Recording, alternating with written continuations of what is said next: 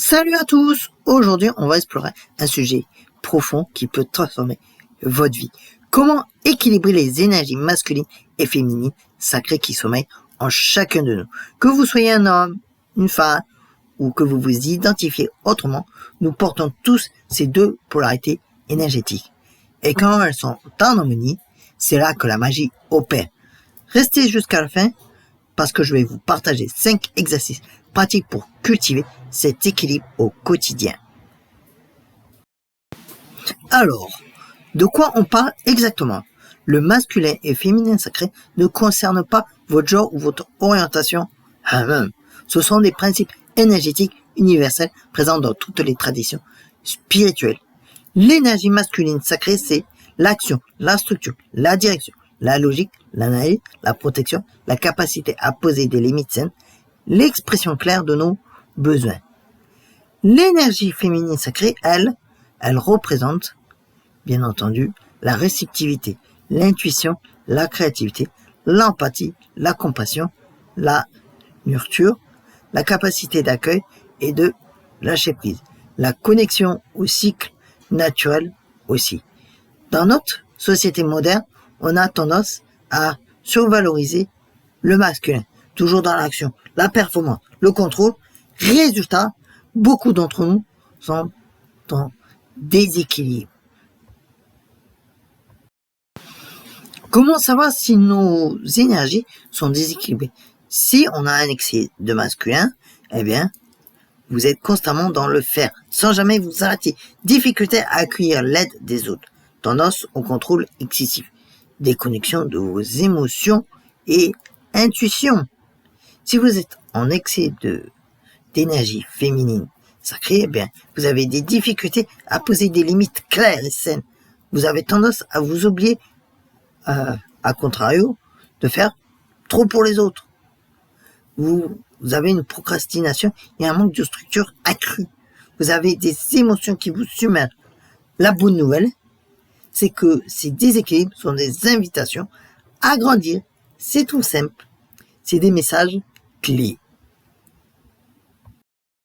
Quand ces énergies dansent ensemble harmonieusement, vous expérimentez une créativité décuplée.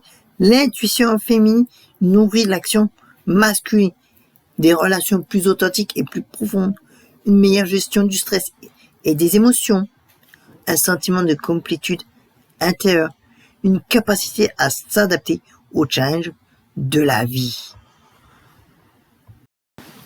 Vous n'êtes plus en guerre avec vous-même, vous êtes en collaboration intérieure. Maintenant, passons au concret. Voici 5 exercices que vous pouvez intégrer dès aujourd'hui. Le premier, la méditation des polarités.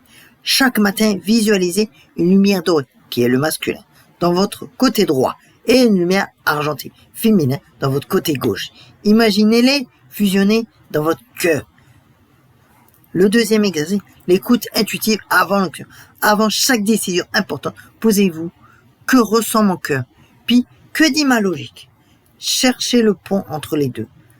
Le troisième exercice, la danse libre.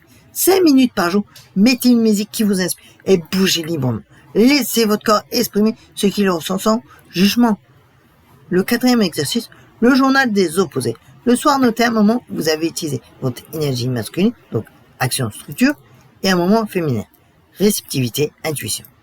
Et le dernier exercice, c'est la respiration équilibrante.